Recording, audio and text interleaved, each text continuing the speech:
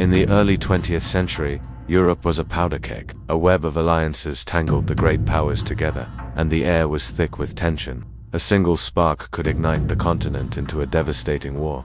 At the heart of this storm was a newly powerful nation, Germany. Ambitious and hungry for its place in the sun, Germany was ready to challenge the old world order. But Germany had a secret weapon that would terrify the world: its submarines. This is the story of how a nation's meteoric rise and a revolutionary weapon nearly brought an empire to its knees. Before World War I, Germany was a nation transformed. After its unification in 1871, it underwent an incredible industrial revolution. Factories churned out steel, coal, and chemicals at a dizzying pace. In just a few decades, Germany went from a collection of states to an economic and industrial powerhouse, rivaling even Great Britain. This new strength fueled a new ambition, especially under its young, assertive ruler, Kaiser Wilhelm II. He was determined to make Germany a global superpower, and that meant building a military to match. The German army was already the most formidable in Europe, but the Kaiser had his eyes on the sea. He famously declared that Germany's future lay upon the water, launching a massive naval expansion program. This directly challenged the undisputed masters of the ocean, the British Royal Navy. For centuries, Britain had ruled the waves, and its entire empire depended on it. Suddenly, this upstart nation was building battleships that could rival their own. Germany was no longer just a land power, it was a global threat. The naval arms race had begun, pushing Europe ever closer to the brink. The spark finally came on June 28, 1914.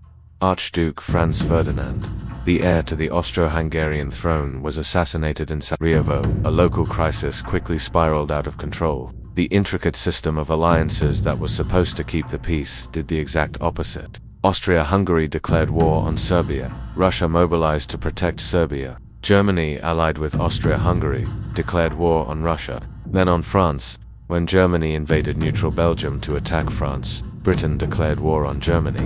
In a matter of weeks, the entire continent was at war. Germany found itself in a strategic nightmare, a two-front war.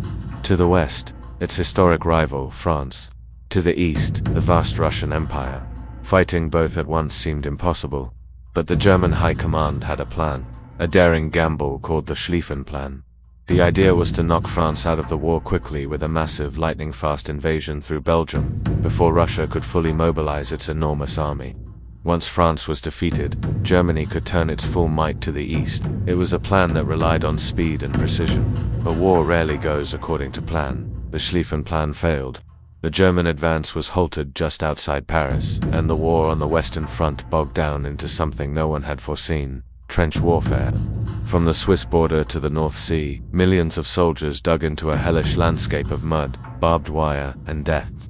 For the next 4 years, both sides would throw men and machines at each other, gaining only a few yards of territory at the cost of millions of lives.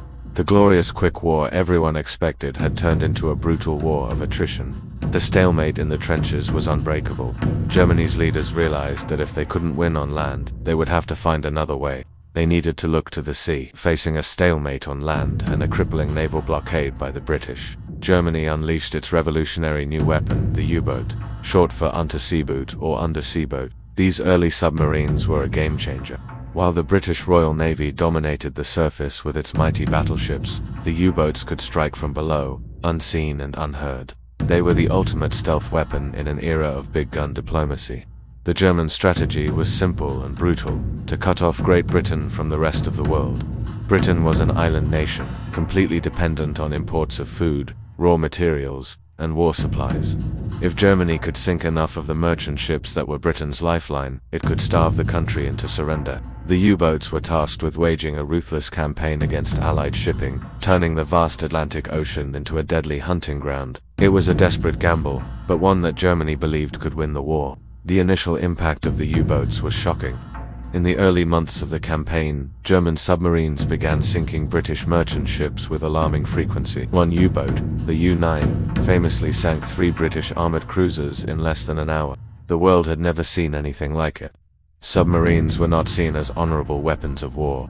They were viewed as sinister, cowardly machines that struck without warning. Fear rippled through Allied navies and civilian populations alike. Sailors on merchant ships knew that at any moment a torpedo could strike from the depths, sending them to a watery grave with no chance of escape. Britain, the master of the seas, suddenly found itself vulnerable. Its navy scrambled to find a way to counter this unseen threat, but the U-boats were proving devastatingly effective. Then, on May 7, 1915, a single event sent shockwaves across the globe. The German U-boat U-20 torpedoed the British passenger liner RMS Lusitania off the coast of Ireland. The massive ship sank in just 18 minutes.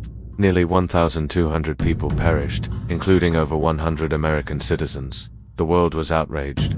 Germany argued that the Lusitania was carrying war munitions, but the sinking of a civilian liner was seen as an act of barbarism. The incident ignited a firestorm of anti-German sentiment, especially in the neutral United States. President Woodrow Wilson sent a stern warning to Germany, demanding an end to attacks on passenger ships. The Lusitania incident became a turning point, pushing America one step closer to joining the war against Germany. Faced with the threat of American intervention, Germany temporarily scaled back its submarine campaign, but by early 1917, the situation on the Western Front was still a bloody stalemate, and Germany was growing desperate. The High Command made a fateful decision. They would resume unrestricted submarine warfare. This meant that German U-boats would sink any ship belligerent or neutral found in the war zone around Britain, without warning. It was a massive gamble. The goal was to crush Britain's supply lines and win the war in 6 months, before the United States could mobilize and make a difference. The results were immediate and devastating. In the first few months of 1917, U-boats sank hundreds of ships. Over 800,000 tons of shipping were sent to the bottom in April alone. Britain was on the ropes. Food shortages became severe, and the government was forced to introduce rationing. For a terrifying moment, it looked like Germany's strategy might actually work. The U-boats had brought Britain closer to defeat than any other weapon in the war. Germany was on the verge of winning World War I, all thanks to its submarine power. But Germany's gamble came with a huge consequence. The resumption of unrestricted submarine warfare was the final straw for the United States. Coupled with the discovery of the Zimmermann telegram, a secret German proposal for an alliance with Mexico against the US, it left President Wilson with no choice. On April 6, 1917, the United States declared war on Germany. This was the moment the Allies had been waiting for. The arrival of fresh American troops, or doughboys, along with a flood of American industrial resources, tipped the scales decisively. Germany had won the race to cripple Britain but lost the larger strategic bet. The advantage created by the U-boats was about to vanish. The entry of the United States forced the Allies to finally solve the U-boat problem. The British Royal Navy, with American help, introduced a simple but brilliant tactic, the convoy system. Instead of sailing alone, merchant ships would travel in large, heavily protected groups, escorted by warships. This made it much harder for a lone U-boat to pick off targets.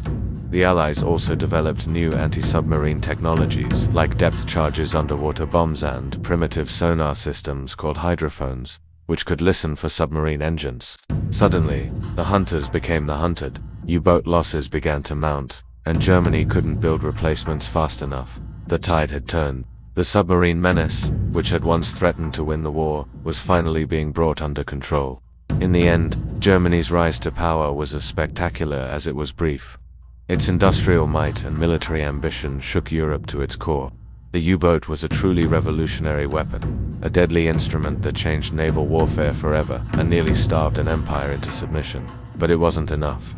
The strategy of unrestricted submarine warfare ultimately backfired, bringing the immense power of the United States into the war and sealing Germany's fate. Though the U-boats of World War I were defeated, the lesson was not forgotten. In World War II, Germany would try again with even deadlier submarines.